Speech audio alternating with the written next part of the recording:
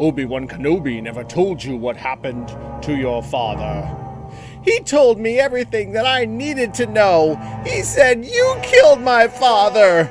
No, Luke, I am your father.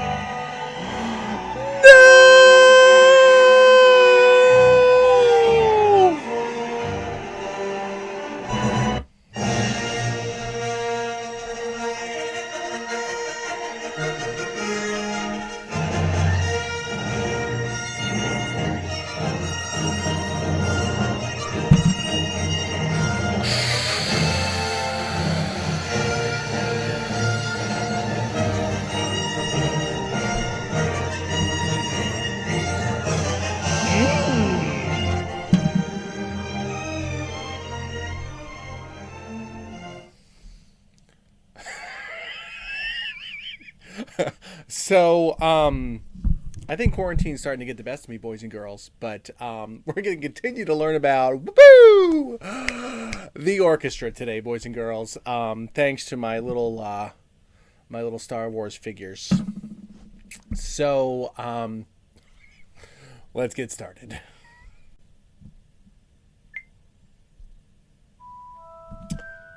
That's right, boys and girls. It's time to continue to learn about the orchestra. As we talked about the last couple of weeks, the orchestra plays a special kind of music. Do you remember what kind of music that is? It's playing right now. You remember? Think about it. It starts with a coal.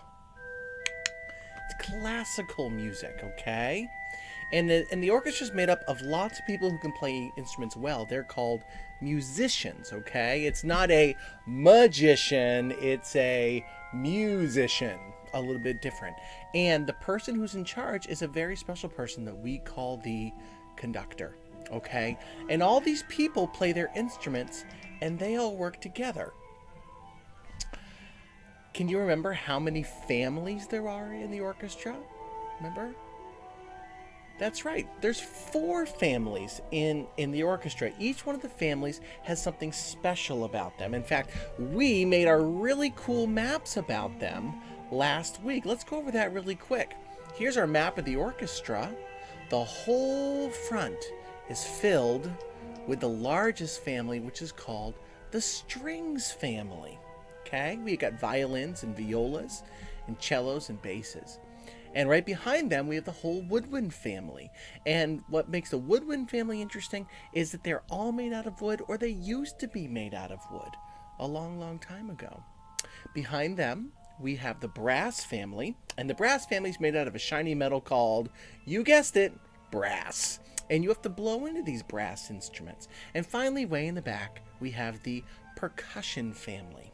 And every instrument in the percussion family has to be tapped, shaked, or scraped to make them work.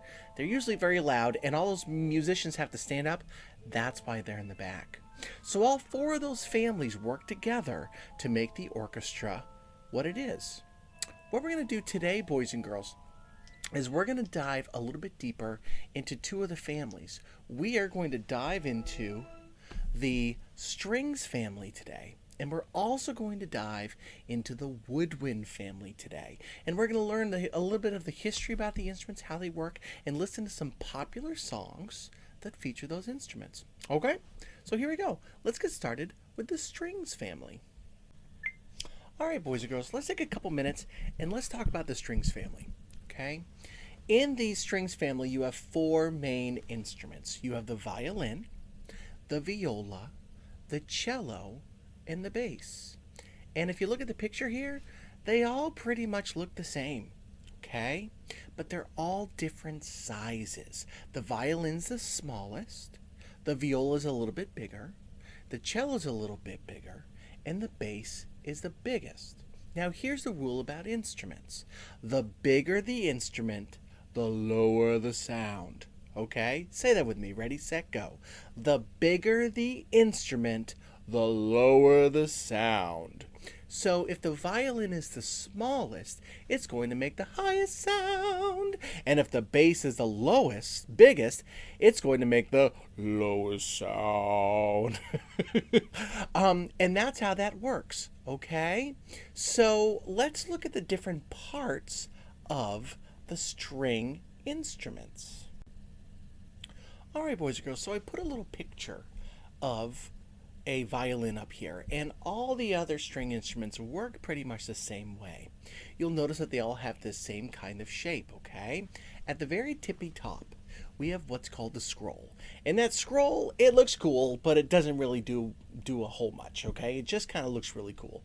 Underneath the scroll, you have the tuning pegs, and you can turn those to make the next part, those are the strings, to make them tighter or looser, okay? Each one of those 4 strings makes only one sound by itself. And if you tighten it, you can make it a little bit higher. And if you loosen it, you can make it a little bit lower. Now, all of those strings are over that long black piece. That's called the fingerboard, okay? And it's called the fingerboard because it's the board where you put your fingers. Underneath that, you have the little F holes, and that's inside the belly of the instrument. That's like the body. And the body, boys and girls, is hollow, okay? When you pluck a string or if you rub a string and it vibrates, then the hollow belly body turns those vibrations a little bit louder. Kind of like if you yell into a cave, it echoes and it gets louder, okay? Now underneath those strings you have that thing, it's called a sound post. It looks little and yellow, and that's kind of like a little bridge thing that pops up that then makes it a little bit tighter for those strings so they can vibrate well, okay? Underneath that, you have those little buttons. Those are the fine tuners, and you can kind of make them a little bit tighter or a little bit looser. Then you have the tail piece that hooks it all together. And finally, you have the chin rest, and that's what goes underneath your chin, and then you put your chin on the instrument. So those are all of those different parts. See that? Now let me show you a picture of what someone would look like if they were playing the violin. Check this out. The violin looks like this. See that? Okay. Now, like I said, you can pluck the strings, and if you pluck those strings, then those strings, they will vibrate. But also you can rub them. And the best way to rub them is with this neat thing that is called a bow. Okay? Now, it's called a bow because back in the olden days, it was actually shaped like a bow and arrow. Okay? But nowadays, we've learned how to make it nice and straight so it's easier to put into a case. All right. Now, each bow, boys and girls, has this little bit of yellowish hair on there. Believe it or not, this is hair from a horse's tail. Don't worry, the horses don't get hurt. Okay? Horses have to get their hair cut, just like people. And then people that make violins take that horsehair, and we found over many, many years that horsehair vibrates the strings the best. Okay, so you take the bow, you rub it on those strings, and it makes some beautiful sounds. That, boys and girls, is how the violin and all of the other string instruments work. Okay, let's look at each one at a time, and we can see what a person looks like playing it, and we can listen to how they sound just a little bit different. Okay, let's check that out right now.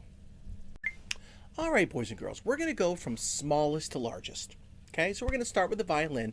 It's the smallest, so it makes the highest sound. Okay, here's one of my favorite violin players right here. Her name is Lindsay Sterling, okay? And she does lots of really cool violin songs where she plays the violin, but she plays it to pop music or like rock and roll music or like video game music. Okay.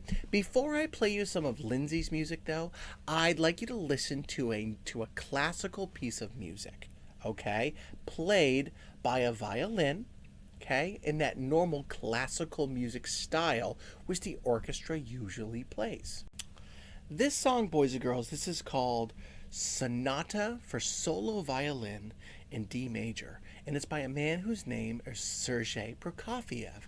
Just so you know, he's the same guy who wrote the music for Peter and the Wolf. You remember that last year, back when you were in first grade? Okay, let's listen to what a classical music violin song sounds like. That's still Harry Potter. Oopsies. Here we go.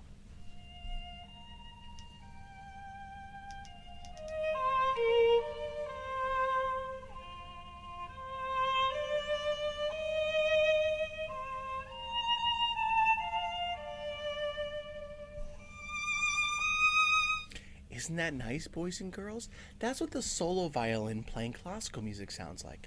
This is what Lindsey Sterling's music sounds like, okay? Again, it's still a violin, but it's played in a different style. Okay, you might recognize what this song is.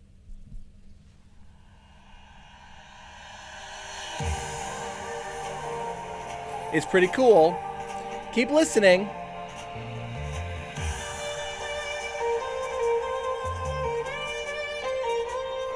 Do you recognize it?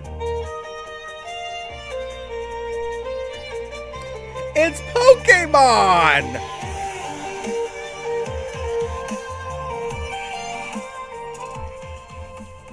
Isn't that awesome? So that is the violin. It can play lots of different songs, okay? But that was Lindsey Sterling playing the Pokemon theme. All right, let's move on to the viola.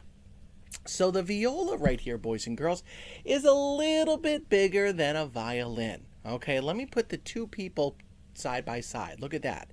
See that? So the viola looks a little bit bigger than the violin.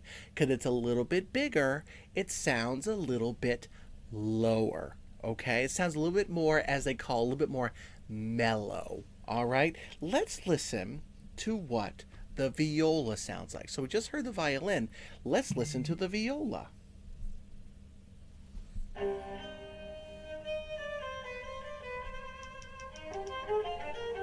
Hear that a little bit lower.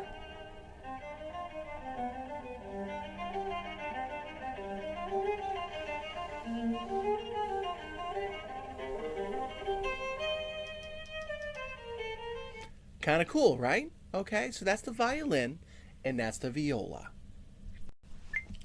So the violin and the viola, you both hold them underneath your chin, okay, because they're small enough. Our next instrument is called the cello. And the cello, again, looks like the others, but it's so big that you have to rest it on the floor and you hold it with your legs. I want to show you a picture of probably the world's most famous cello player. His name is Yo-Yo Ma, and he is amazing. One of the most amazing musicians on planet Earth. Okay? He plays the cello, and he plays it really, really well. I want to play you a song from a man whose name is Camille Saint-Saëns. Okay? He lived in France a long time ago, and he wrote lots of music for children. And one of the songs that he wrote was called The Carnival of the Animals. We're going to listen to two of his songs from The Carnival of the Animals. This first one is a special song for piano and cello. And it's going to sound like a swan. Okay? Cellos are very graceful, just like swans are very graceful. Let's listen to some of the swan. Listen. Can you hear the piano? Ready? Here comes the cello.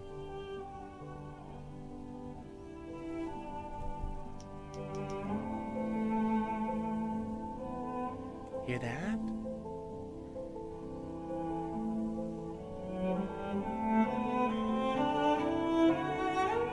Isn't that so beautiful? So that's the cello. Okay? Finally, this brings us to the bass, also called the contrabass, also called the string bass. No matter what you want to call it, it's ginormous. Look at the picture here. Whoa, that's huge. It's so big, you can't even really sit in a normal chair to play it. People who play it have to stand up, okay? Or if it's a long orchestra song, then the musicians, they might sit in a really tall stool. So then they can sit up high, but still play their instruments, okay? It's so big, boys and girls. The sound moans and groans. It's very, very deep. Very, very big. And it plays some of the lowest notes in the whole orchestra, okay? Let me play you another song from Saint-Saëns' Carnival of the Animals. This is The Elephant. Now, I don't know about you, but I think elephants are pretty big. And I can't think of a better instrument to sound like an elephant than the big string bass. Let's listen. Ready? There's the piano. Here comes the string bass. Listen.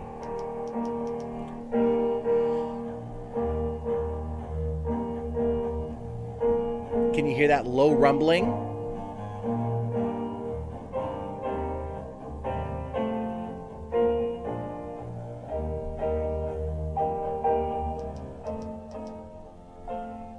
Wow, huh? I want to play you one more string bass song. This one is probably the most famous string bass song in the entire world. And I think you might recognize it too. Gotta listen just for a moment, and then you'll hear it. Ready?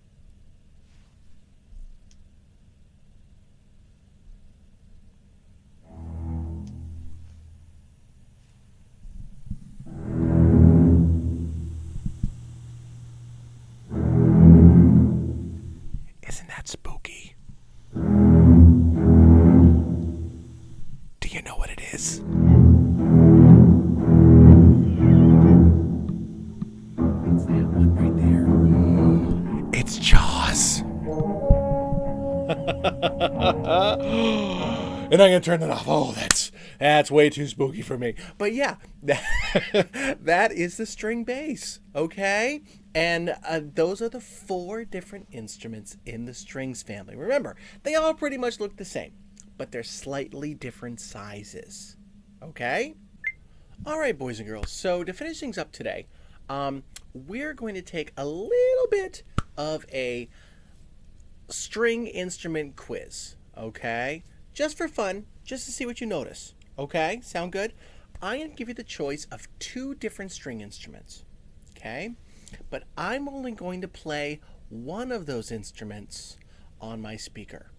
And I want to see if you can figure out which one of the instruments is playing. Okay, sound good? So let's go over this quickly. Remember that the violin's the smallest, so it sounds the highest. Viola's a little bit bigger, so it sounds a little bit lower. Cello's even lower because you got to hold it with your feet. And the string bass is the lowest because you got to stand up to play it. Okay? So I'm going to give you 2 choices here. All right? I'm either going to play for you the very high violin or the low cello that you rest on the floor. So violin or cello. So I want you to listen and tell me, well, just speak out if you think you know what the answer is. Is this violin or is it cello? Okay? Let's listen. Here we go. Violin or cello?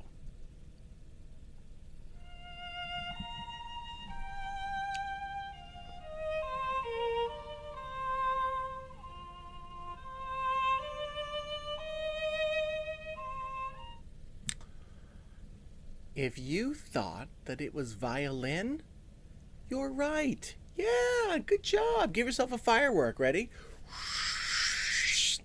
Ah, nice job. That was a high-pitched violin. Good work. All right, 2 more, okay? Here's your 2 choices. This is either going to be the kind of high viola or the really low string bass, okay?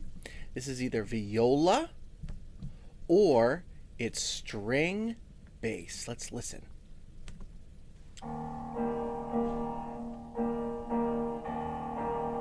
Ready? Listen.